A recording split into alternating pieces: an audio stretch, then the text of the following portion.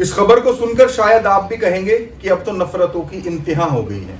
दरअसल एक औरत ने अपने घर पर कुछ हाफिज कुरान बच्चों को और मौलवियों को बुलाकर कुरान की तिलावत क्या करा ली। मान लो उसने बहुत बड़ा अपराध कर दिया हो, FIR हो गई, अखबारों में बात आ गई, मीडिया सोशल मीडिया पर बात वायरल होने लगी, मानो एक हंगामा बर्पा हो गया।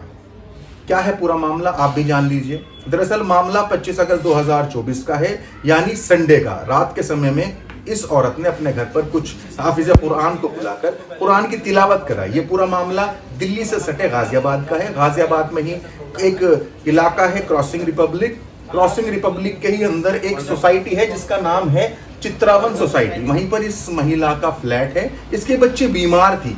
दवाई के साथ साथ इसने सोचा कि मैं क्यों ना घर पर कुरान की तिलावत करा लूं और बच्चों को कुछ खाने पीने के लिए दे दूंगी जो वहां पर कुरान की तिलावत करने के लिए आएंगे।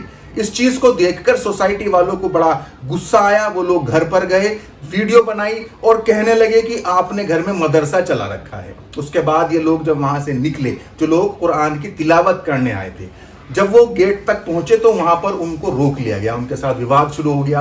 अब कहना यह है कि उन लोगों ने मारपीट की है। गार्ड का कहना है कि उन्होंने अल्लाहू अकबर के नारे लगाकर उसके साथ पिटाई भी की है।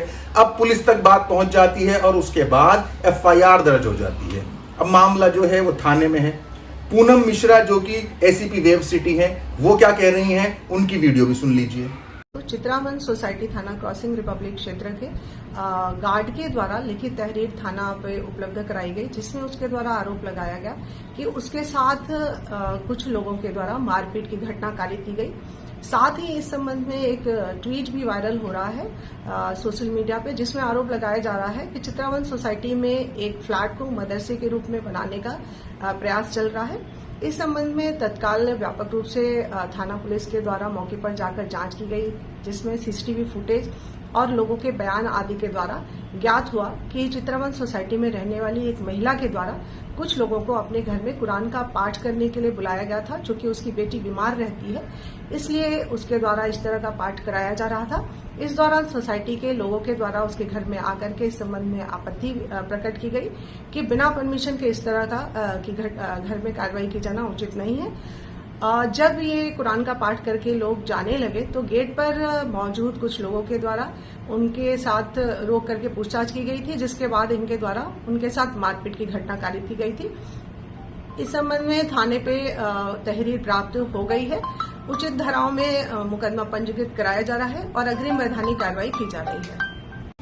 तो दोस्तों, ये पूनम मिश्रा जो ACP वेव सिटी हैं, इनको आपने सुना, इन्होंने क्या कुछ बताया। लेकिन सवाल वही कि हर इंसान जो जिस मजहब का है उसी मजहब को फॉलो करता है।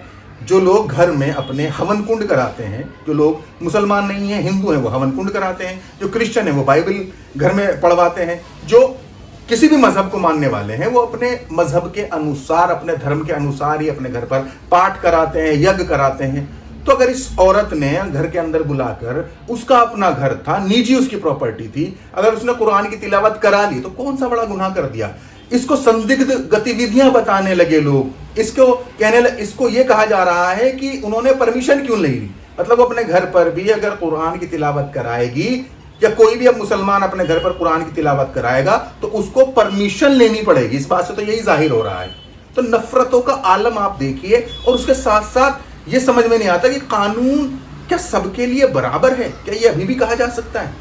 तो यानी अगर कोई अपने घर पर हवन कुंड कराता है तो वो पहले परमिशन लेता है? मुझे तो नहीं लगता, और ना आपसे पहले हमने कभी किसी को देखा। आपका इस खबर को लेकर क्या सोचना है कमेंट में जरूर बताइएगा। अभी के लिए इस खबर में इतना ही। इजाजत दीजिए, शुक्रिया।